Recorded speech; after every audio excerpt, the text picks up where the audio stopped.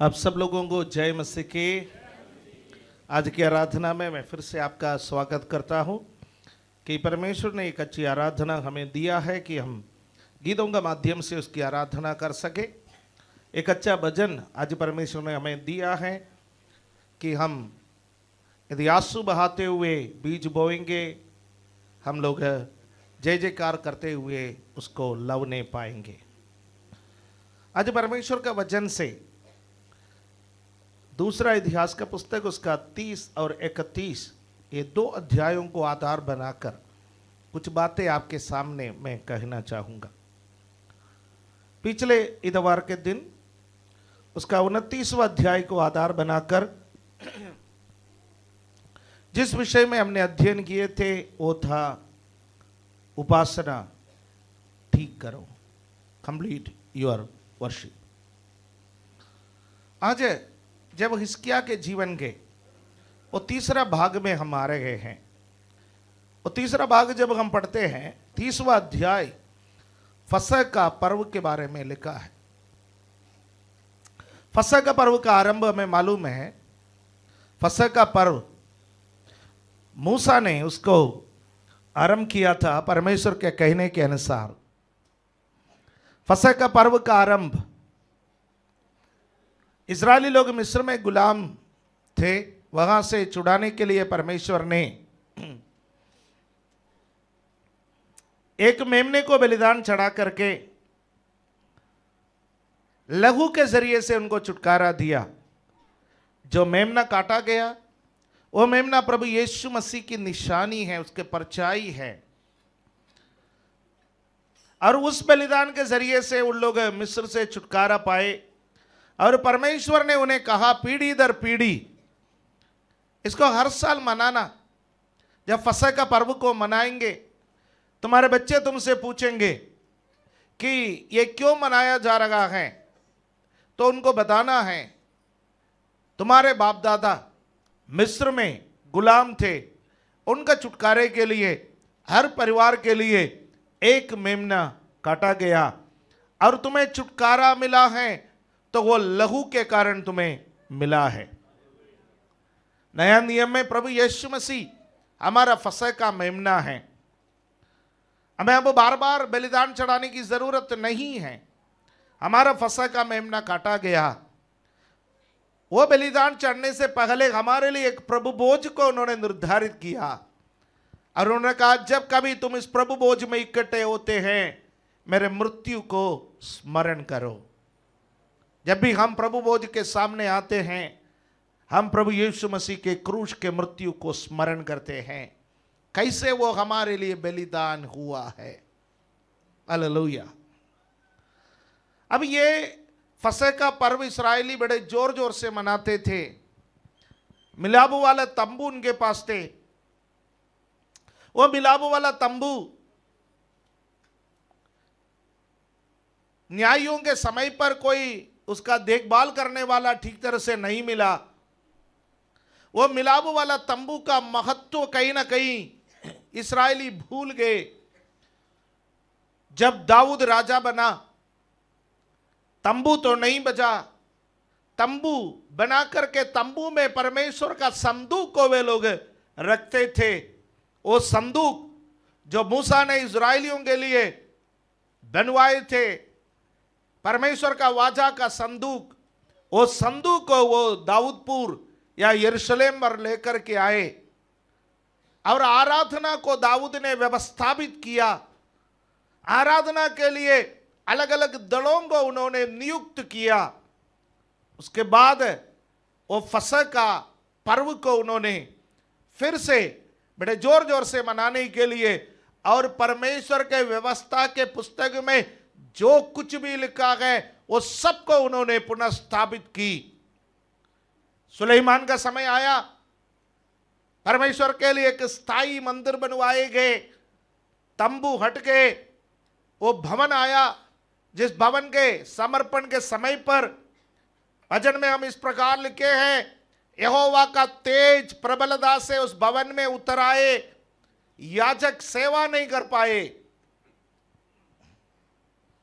इतनी प्रबलता से वो शकीना बादल वहां पर छा गए थे। उसके बाद राजाओं के समय पर कई राजाओं ने इस परमेश्वर का भवन की मरम्मत की, कई राजाओं ने इसमें ताला लगवा दिए, कई राजाओं ने इस पर अशुद्ध वस्तुएं अंदर लेकर के आए। हमने देखा हिजकिय्याह का पिता भी, आहाज भी उसमें से एक था।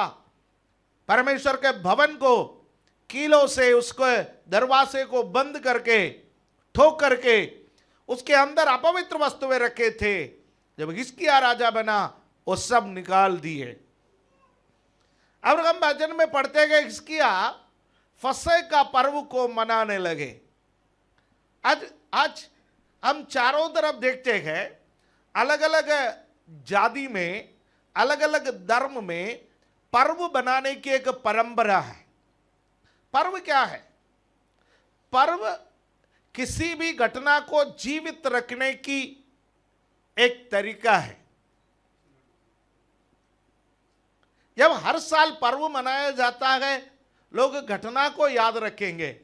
खैर, आजकल जो पर्व मनाया जाता है, आप किसी से पूछो कि इसका मतलब क्या है, अधिकांश लोगों को नहीं मालूम है। वो कहते हैं कि हमारा पापा मनाते हैं, उनके पापा मनाते थे, उनका पापा मनाते थे, हमारे पूर्वज मनाते थे, हमारे परंपरा में मनाते आए हैं, हम भी मना रहा है। इजरायलियों में भी ऐसा एक पीढ़ी पैदा हो गया, उनको भी ये नहीं मालूम था कि ये पर्व को क्यों मना रहा है। आप फसह का पर्व है भैया, मूसा ने बोला मनाने के लिए, हमारे बाप दादा मनाते आए, कुछ लोग मना नहीं पाए। हमारे जमाने में ठीक है, अच्छा खाना बनाएंगे, अच्छा कपड़ा पहनेंगे, अच्छे घूमेंगे फिरेंगे, अच्छा पर्व मनाएंगे, ठीक है मना रहा है, ऐसा सोचने वाला एक पीढ़ी पैदा हो गए। पर हिजकिय्याह जब राजा बना, हिजकिय्याह ने कहा इस पर एक बदलाव लाना जरूरी है, इस पर एक बदलाव को लाना जरूरी है। आपको परमेश्वर क्यों लेकर के आया? आपको परमेश्वर परंपरा को जारी रखने के लिए लेकर के नहीं आया, इस बात को ध्यान रखिए। आपको परमेश्वर इसलिए बुलाया कि इस समाज में एक बदलाव को लाने के लिए। हालेलुया, आमीन, आमीन। आप और मैं बदलाव लाने वाला व्यक्ति है। You are an agent of change. Hallelujah. आपको बदलाव लाने के लिए परमेश्वर ने बुलाया है, इस बात को आप ध्यान रखिएगा। सब कुछ जैसा पहले चलते आया, आगे भी चलता जाएंगे, उसी कड़ी में मैं एक व्यक्ति बनकर के रह जाऊंगा, वो सोच करके आत्मिक जीवन में मत बैठिए। परमेश्वर इस संसार में जो कार्य करना चाहता है, परमेश्वर का कार्य को पूर्णता करने के लिए परमेश्वर आज भी मनुष्यों को ढूंढ रहा है। हालेलुया। समर्पित लोगों को आज भी परमेश्वर ढूंढ रहा है। उन समर्पित लोगों के जरिए से परमेश्वर आज भी बदलाव को लाना चाहता है। हम समर्पित लोगों के जरिए से आज परमेश्वर बेदारी को लाना चाहता है, और आप और मैं उनमें से एक होना चाहिए। आमीन, हालेलुया। और हिजकिय्याह के जीवन में हिजकिय्याह ने क्या किया, जरा देखिए।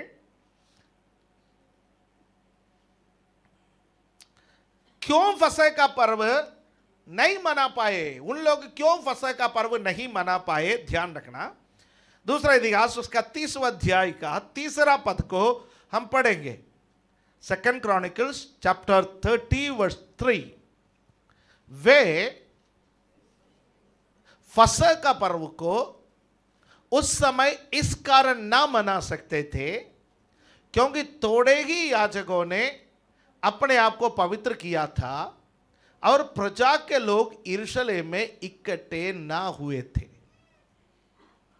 लोग नहीं आते थे आराधना में, लोग यरूशलेम में नहीं आते थे। परमेश्वर के वचन में इज़राइलियों के लिए परमेश्वर ने 7 पर्वों को नियुक्त किया। 7 पर्वों का, इन 7 पर्वों का यहूदियों का अर्थ भी है, मसीहियों का अर्थ भी है। ठीक है, इन 7 पर्वों का, उसमें से पहला पर्व है अखमीरी रोटी का पर्व। अखमीरी रोटी का पर्व यहूदियों के लिए बिना खमीर के रोटी खाने का एक सप्ताह का पर्व है, पर हमारे लिए मसीहियों के लिए यीशु मसीह निष्पाप निकला। फरीसियों के द्वारा, शास्त्रियों के द्वारा, महायाजक के द्वारा, अन्य अधिकारियों के द्वारा यीशु मसीह को परखा गया। यीशु निष्पाप निकला। अखमीरी रोटी का पर्व। यहूदियों के लिए दूसरा पर्व है फसह का पर्व। फसह का पर्व के बारे में मैंने आपको बोला, मूसा ने स्थापित की और यहूदी परंपरागत तरीके से फसह का पर्व को मनाते आए हैं कि हम मिस्र में गुलाम थे और हमें छुटकारा मिला। और हम मसीहियों के लिए फसह का पर्व का अर्थ है, क्या है? फसह का पर्व का अर्थ हमारे लिए यह है, हमारा फसह का मेमना प्रभु यीशु काटा गया। यीशु मसीह का बलिदान से हमें शैतान के अधीनता से और पाप के अधीनता से, गुलामी से छुटकारा मिला। हालेलुया। हमारे लिए फसह का पर्व कालवरी के क्रूस पर यीशु मसीह ने पूरा किया है। और तीसरा पर्व है पहला फल का पर्व। पहला फल, वो लोग पहला फल को परमेश्वर के सामने, परमेश्वर के भवन में ले आते थे, गठरी बांध करके उसको ले आते थे और उसको परमेश्वर के सामने वेव ऑफरिंग, हिलाए जाने वाले भेंट के रूप में वे लोग चढ़ाते थे। आपके लिए, मेरे लिए पहला फल है प्रभु यीशु मसीह मरे हुओं के बीच में से पगला फल के रूप में जी उठा है। हालेलुया, आमीन। यीशु जी उठने के बाद जब स्वर्ग को जा रहे थे, पिता के पास जा रहे थे, एक महिला रो रही थी, मरियम मगदलीनी। यीशु वापस आए। यीशु ने उनसे कहा, मुझे मत छूना, मैं पिता के पास नहीं पहुंचा। यीशु मसीह पिता के पास जाकर के अपने आप को एक हिलाए जाने वाले भेंट के रूप में समर्पण करने के लिए जा रहे थे। हालेलुया। प्रभु, मैं जी उठा हूं, मैं वो पगला फल है, मेरे बाद फले आने वाला है, एक बड़ी फसल आने वाला है। और पौलुस पहला कुरिन्थी 15वां अध्याय में कहता है, यदि यीशु मसीह जी उठा है, आप और मैं जो यीशु में मरे, वे भी अंतिम तुरही जिस दिन फूकी जाएगी उस दिन जी उठेंगे। हालेलुया, आमीन। पहला फल का पर्व यीशु में पूरा हुआ। यीशु पहला फल है, तो बाद का फल आप और मैं जो मसीह में मरे हैं। हालेलुया, आमीन। उनके लिए 14 जो पर्व है वो है पेंतकुस्त का पर्व। पेंतकुस्त फसह के पर्व के 50 दिन के बाद आता है ये पेंतकुस्त का दिन। हालेलुया। उस दिन यहूदी लोग यरूशलेम में इकट्ठे होकर के परमेश्वर की आराधना करते हैं, परमेश्वर की महिमा करते हैं। उनके लिए पवित्र सभा होते हैं। हालेलुया, आमीन। और आपके लिए, मेरे लिए ये पेंतकुस्त का दिन जो है, हालेलुया, पवित्र आत्मा उतर आया है। पवित्र आत्मा उतर आया है। हालेलुया। प्रेरितों का काम 2 अध्याय पढ़ने का समय पवित्र आत्मा 120 लोगों के ऊपर उतर आए हैं। आपके और मेरे ऊपर भी ये पवित्र आत्मा उतर आए हैं। आप और मैं भी अन्य अन्य भाषा में परमेश्वर की आराधना करते हैं। ये पेंतकुस्त का पर्व है। यहूदियों के लिए पेंतकुस्त का पर्व कटनी के बाद का एक पर्व हो सकता है, पर आपके लिए, मेरे लिए पेंतकुस्त का पर्व पवित्र आत्मा उतर आना है। हालेलुया, आमीन, आमीन। कितना पर्व हो गया? 4। ये 4 पर्व पूरा हो चुका है। ये 4 पर्व पूरा हो चुका है। हालेलुया। कौन सी पर्व पूरा हो चुका है? अखमीरी रोटी का पर्व पूरा हो चुका है। यीशु परमेश्वर का निष्कलंक मेमना। हालेलुया। दूसरा जो पर्व है फसह का पूरा हो चुका है। यीशु हमारा, हालेलुया, मेमना जो काटा गया है, बलिदान हुआ है।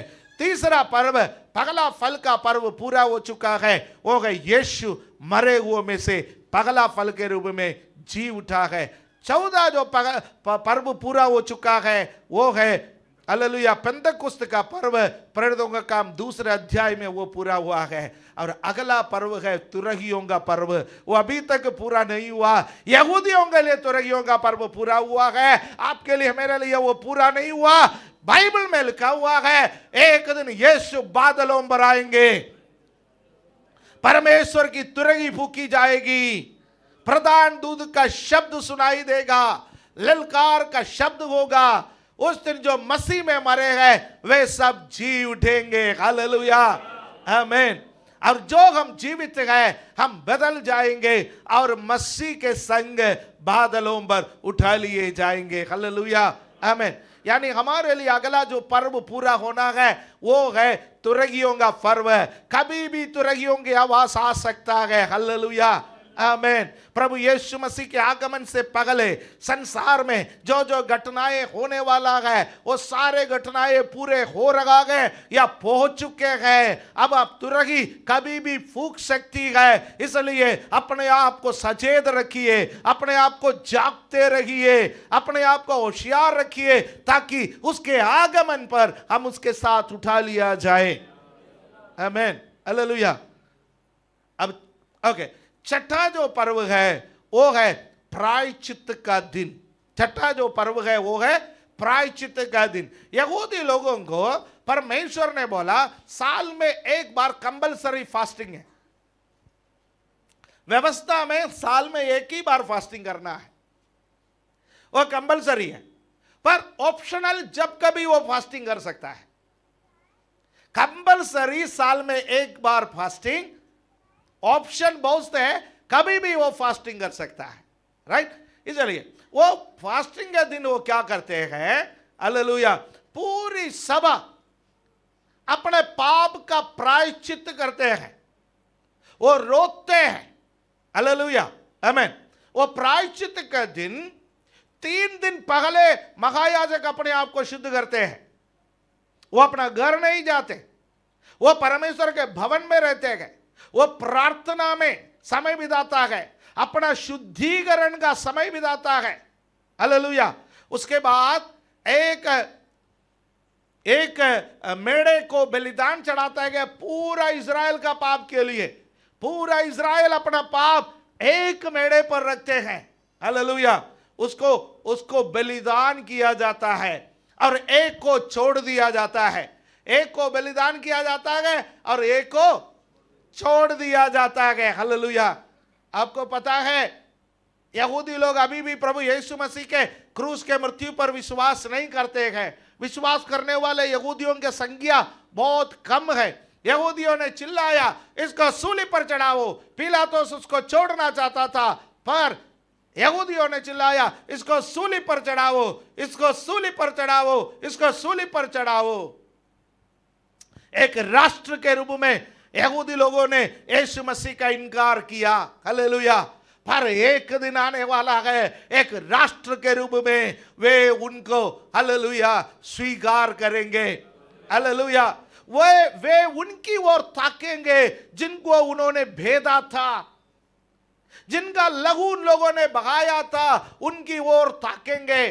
भविष्यवाणियां पूरा होना बाकी है मेरे प्यारो। हालेलुया। कलीसिया यहां से उठा लिया जाएंगे। 7 वर्ष यहूदियों के लिए, हालेलुया, 7 वर्ष यहूदियों के लिए एक कठोर समय आएंगे। उस समय को हम कहते हैं क्लेश काल। हालेलुया। क्लेश काल का एक समय यहूदियों के लिए आएगा। आमीन। हिटलर ने 60 लाख यहूदियों को मारा, वो केवल ट्रेलर था, पिक्चर अब बाकी है। यहूदी इतिहास में ऐसा सदाव नहीं सहे, ऐसे सदाव से गुजरेंगे। हालेलुया। यहूदियों पर और अत्याचार होंगे, यहूदियों का और दमन होगा। अभी भी वे अपना मसीहा का इंतजार कर रहे हैं। कृष्ण विरोधी जब आएगा, मसीह विरोधी जब आएगा, यहूदी लोग सोचेंगे ये हमारा मसीहा है, हालेलुया, ये हमारा मसीहा है, ये हमारा मसीहा है। और उसको उसके साथ वाजा बांधेगा, उसके साथ समझौता करेगा। 7 साल के शासन मसीह विरोधी का होना अनिवार्य है, खासतौर से यहूदियों के ऊपर। पूरे विश्व एक व्यक्ति का अधीनता में आएंगे। 3.5 वर्ष वो यहूदियों के साथ थोड़ा ठीक ठाक शासन करेगा, हालेलुया, ज्यादा परेशान नहीं करेगा, पर उसका मोहर लेना पड़ेगा। 666 का मोहर चलेगा। यहूदी लोग मोहर लेने के लिए इनकार करेगा। जब जैसा 3.5 वर्ष होगा, वो यहूदियों के आराधनालय में अपना मूर्ति स्थापित करेगा और यहूदियों से बोलेगा मेरा मूर्ति की उपासना करो। आपको पता है यहूदियों के लिए सबसे कठिन बात है मूर्ति पूजा है, यद्यपि वे लोग पिछले दिनों में करते आए हैं। उनके व्यवस्था में लिखा हुआ है तू मुझे छोड़ करके दूसरे को ईश्वर करके ना मानना, ना कोई मूर्ति खोद कर बनाना, ना उसकी उपासना करना। यहूदी लोग एक झुंड होकर के ख्रिस्त विरोधी का विरोध करेगा। हम तेरा चाप नहीं लेंगे, हमको खाना नहीं चाहिए, हमको व्यापार नहीं करना है, हम मरने के लिए तैयार है। यहूदी विरोधी कहेगा आओ तलवार के, मैं एक एक करके तुम्हें खत्म कर दूंगा। एक साथ गोली नहीं मारेंगे, तरह तरह के यातनाएं देंगे। यहूदी लोग मौत मांगेंगे, मौत तक नहीं मिलेगा। ऐसा कठिन परिस्थितियों से वे लोग गुजरेंगे। उसके बाद एक राष्ट्र के रूप में उन लोग कहेंगे प्रभु यीशु हमसे गलती हो गया, हमें आपको स्वीकार करना था। यूहन्ना ने बोला वे अपनों के बीच में आए पर अपनों ने उसे ग्रहण नहीं किया। प्रभु हमने आपको ग्रहण नहीं किया, हमने आपको टुकराया, हमें माफ कर दे। उसके बाद कहेगा यीशुआ यीशुआ प्रायश्चित का दिन, हालेलुया। एक समूह को कर, एक राष्ट्र बन करके, एक जाति बन करके हर एक यहूदी चाहे बड़े हो चाहे छोटे हो मसीह को पुकारेंगे, हालेलुया। मसीह उनका पुकार सुनेंगे, मसीह उनके पुकार सुनेंगे, मसीह उनके बीच में उतर आएगा, हालेलुया, आमीन, हालेलुया। बोस्रा नामक जगह पर यहूदी उस दिन छिपे रहेंगे। बोस्रा में ऐसे गुफाएं हैं, उन गुफाओं पर वो छिपे रहेंगे। उस दिन के कठिनाई इतना होगा, पहाड़ों से वे कहेंगे हमारे ऊपर गिर जा, पर पहाड़ नहीं गिरेंगे, हालेलुया। वे मौत मांगेंगे पर मौत नहीं मिलेंगे। तब वो परमेश्वर को पुकारेंगे, परमेश्वर उनके बीच में आएगा। उसके बाद बोस्रा से यहूदियों के साथ चलते हुए बाइबल में लिखा है जिस दिन प्रभु यीशु मसीह का पैर जैतून पहाड़ पर पड़ेगा, जैतून पहाड़ 2 भाग में फट जाएगा। जैतून पहाड़ फट करके वहां पर एक तराई उत्पन्न होंगे। उस तराई का नाम है हरमगिदोन की तराई। प्रकाशित वाक्य का पुस्तक में है हरमगिदोन की तराई के विषय में लिखा हुआ है, हालेलुया। मैं इधर उधर से कुछ कुछ बातें जोड़ जोड़ करके आपके सामने आज प्रचार कर रहा हूं, क्योंकि मैं यहूदियों को उस त्योहार के महत्व को बताना है, हमारे लिए क्या है, इसलिए। इसके साथ मेरा समय खत्म हो जाएगा, 30वां अध्याय बाकी रह जाएगा। बाद में आएंगे। कुछ जानकारी हमारे लिए बहुत जरूरी है, हालेलुया, प्रेज द लॉर्ड, आमीन। हरमगिदोन की तराई, हालेलुया, वहां पर एक बहुत बड़ा युद्ध होगा, आमीन। यीशु मसीह उस युद्ध का अगुवाई करेंगे। इस युद्ध में जो मसीह विरोधी है उसके सेना मार दिए जाएंगे। मैं इतना ही कहना चाहूंगा, प्रायश्चित का दिन, प्रायश्चित का दिन, प्रायश्चित का दिन अभी तक आया नहीं है। प्रायश्चित का दिन आने के लिए कलीसिया यहाँ से उठा लिया जाना बहुत जरूरी है, हालेलुया। पगले तुरगी फूकना जरूरी है। प्रायश्चित का दिन का त्योहार बाद में पूरे हो जाएंगे, हालेलुया। 6 त्योहारों के विषय में मैंने आपसे बोला। अब 7वां एक त्योहार यहूदियों के लिए है। वो 7वां त्योहार है, बाइबल में हम पढ़ते हैं, वो है तंबुओं का पर्व, झोपड़ियों का पर्व, हालेलुया।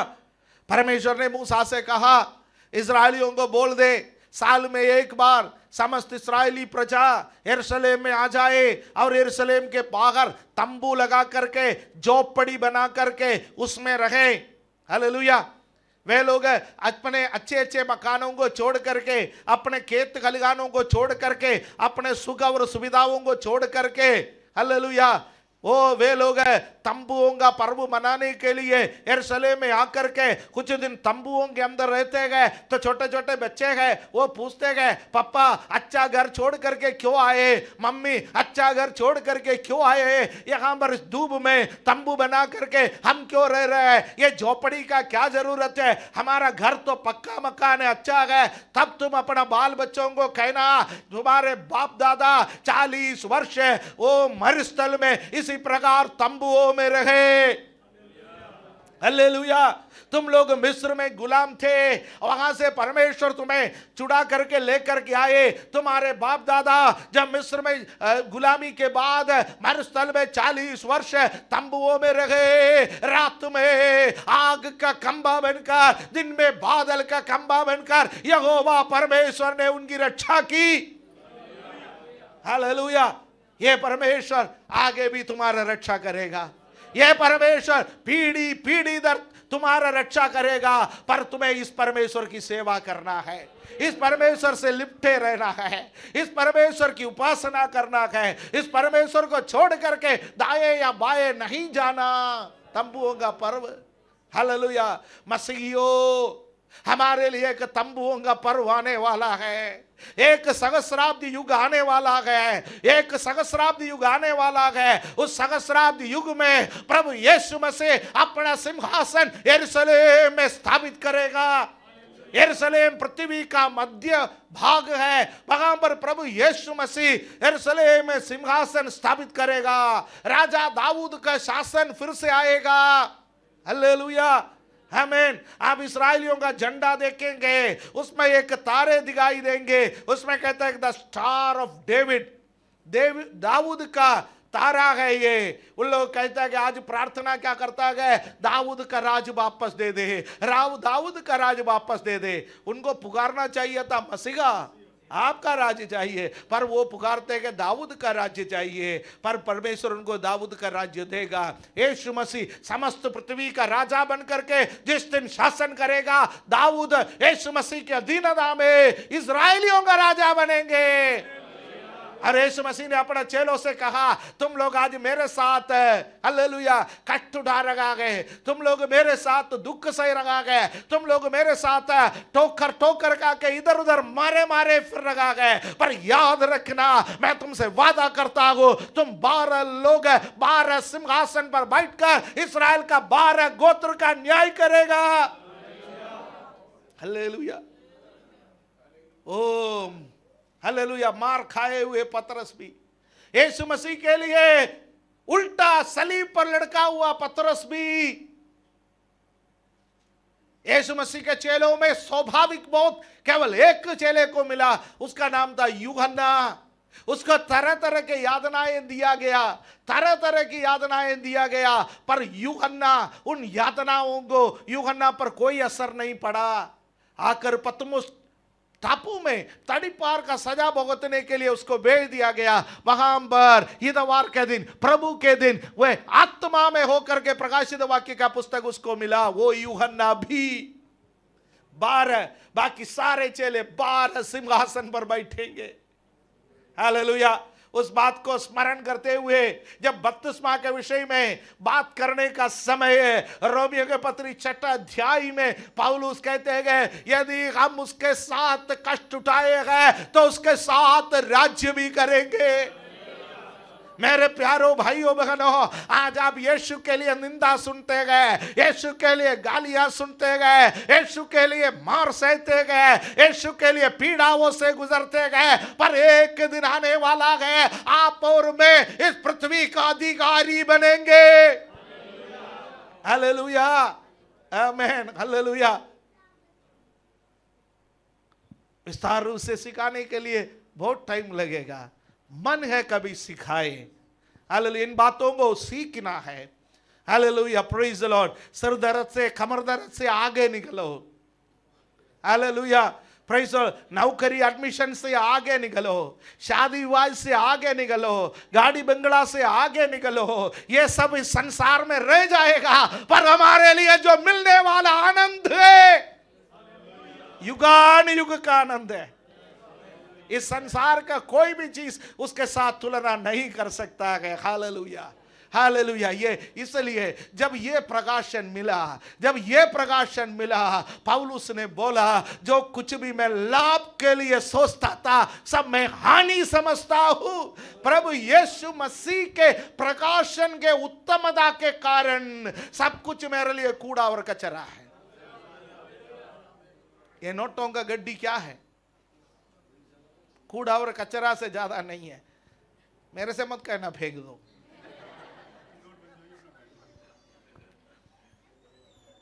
नवंबर 8 तारीख को याद रख लेना। नवंबर 8 तारीख 8 बजे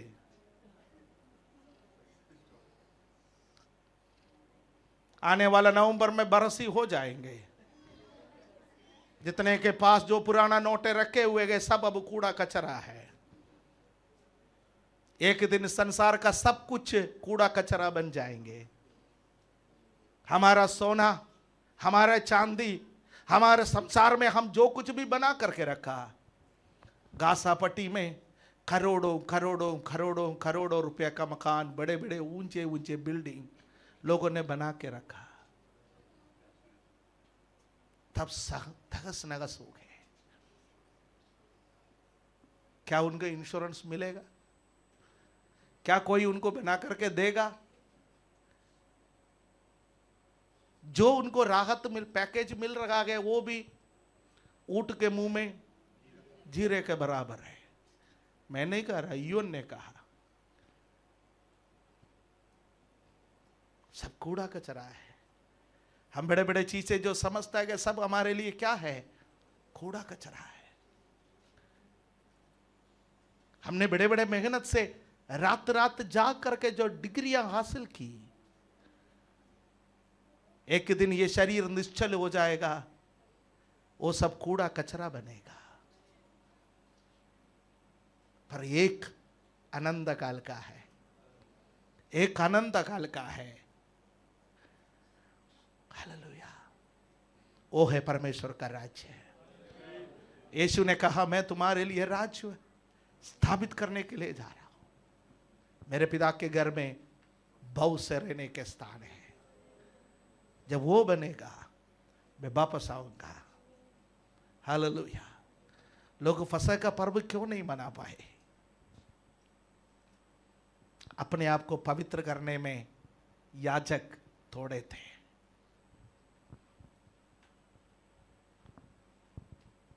प्रजा के लोग यरूशलेम में इकट्ठा ना हो पाए, फसह का पर्व नहीं मनाए। मेरे प्यारो, उनका जीवन का कमी घटी बाइबल में इसलिए नहीं लिखा कि हम उनको दिखा रहे। उनका कमी घटी बाइबल में इसलिए लिखा है ताकि हम सुधरें, अपने आप को पवित्र करने में हम पीछे ना रहे, इकट्ठे होने में पीछे ना रहे। इब्रानियों का पत्री में लिखा है अंत का दिन जैसा जैसा निकट आता है इकट्ठा होना कभी ना छोड़े, पवित्र सभाओं को कभी ना छोड़े, प्रार्थनाओं को कभी ना छोड़े, आराधना को कभी ना छोड़े। आज एक समर्पण करें। मैं अपने शब्दों को यहां सीमित करना चाहता हूं। हालेलुया, आमीन। प्रभु चाहे इजाजत दे तो अगले सप्ताह हम यहीं से आगे अध्ययन करेंगे। अपने आंखों को बंद करें। Hallelujah. रिखमना शखना दिरारा। Hallelujah. Praise the Lord. Praise the Lord. Mighty name of Jesus. Mighty name of Jesus. Hallelujah. उन वचनों को याद करके देखिए। अखमीरी रोटी का पर्व पूरा हुआ, फसह का पर्व पूरा हुआ, पगला फल का पर्व पूरा हुआ, पेंतकुस्त का पर्व पूरा हुआ। अब जो पर्व पूरा होना है अगला, वो है तुरहियों का पर्व है। आपका और मेरा यीशु आने वाला है। आखिरी नरसिंह आप फूके जाने वाला है। तेरा मेरा यीशु आने वाला है, क्या हम उसके साथ होंगे?